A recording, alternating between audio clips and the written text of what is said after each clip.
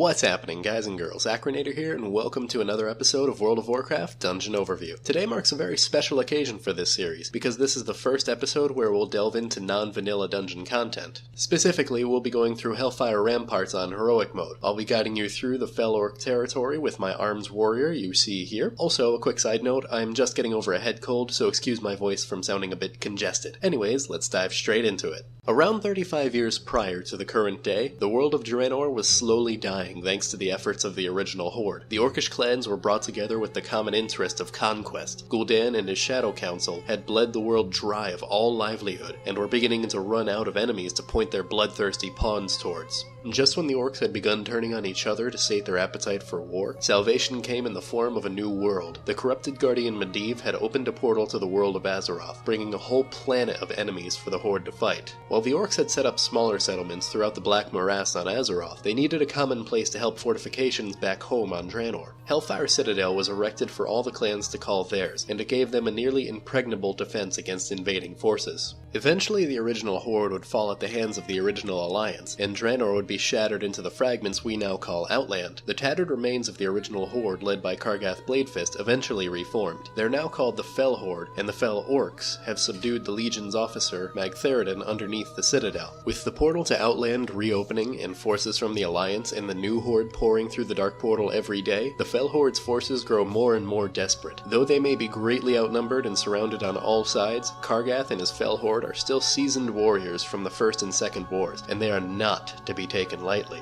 Hellfire Ramparts is a level 57 to 67 dungeon with a level 70 heroic mode that's located in central Hellfire Peninsula. You should be able to see the Citadel dungeon hub from pretty much anywhere in the zone unless you're over by the Terakar Zangarmarsh border. Once you make your way to the Citadel, it'll probably be easiest to make your way onto the main wall from either the north or south ramp, depending on which faction you're on. If you're Alliance, you just need to head over the bridge and the entrance should be the first thing you see on your left. For Hordes, make your way around the wall towards Honorhold, and you should find the entrance on your right. As for mobs, you'll likely have to fight a few on the way, unless you have flying. Most people doing the heroic mode, like I am, should have flying in Outland by that point, but I'll just assume that you don't for the sake of tradition.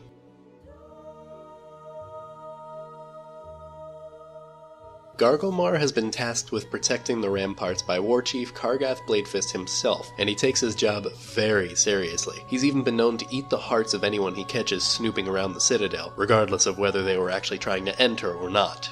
The first thing that's worthy of taking note of is that Gargamel is surrounded by a lot of trash mobs. I would highly recommend waiting for his patrol to make its way to the far end of the walkway, allowing you to clear out the trash without having to worry about accidentally pulling the boss. Next up are the two Hellfire Watchers that follow Gargamel around wherever he goes. They're pretty much priests and should be taken out as quickly as possible. That is, if you don't want them to heal the boss. Not sure how Fel Orcs learned holy magic, but hell, if you can loot Gorehowl from an Eredar prince, then what's stopping orcs who've taken a double dose of demon blood from basking in holy radiance? Speaking of healing, Gargamel will inflict his target with mortal wound every so often, which decreases healing taken by 10% per stack, and you better believe this shit stacks.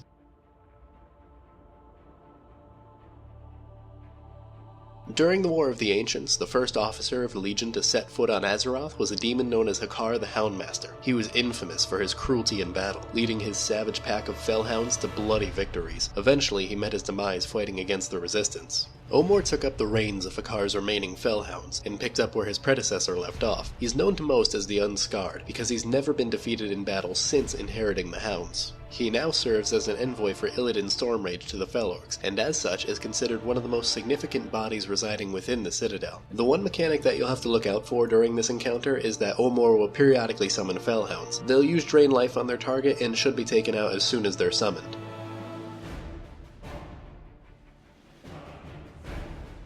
Vaz Rudin is the orc that has been given the vital task of guarding supplies and messages that are sent to and from the Black Temple. He is given to Netherdrake Nazan to help him fight off anyone who would threaten the Fel Horde's conquest of Outland.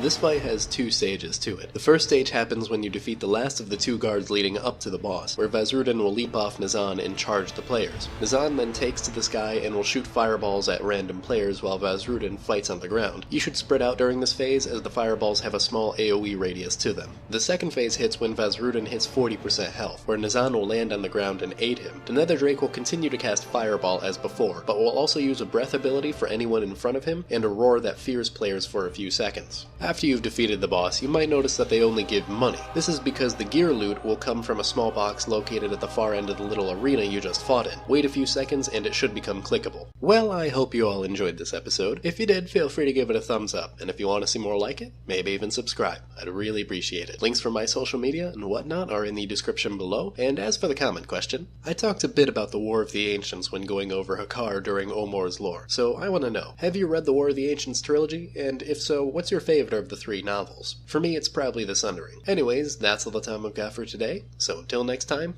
don't die.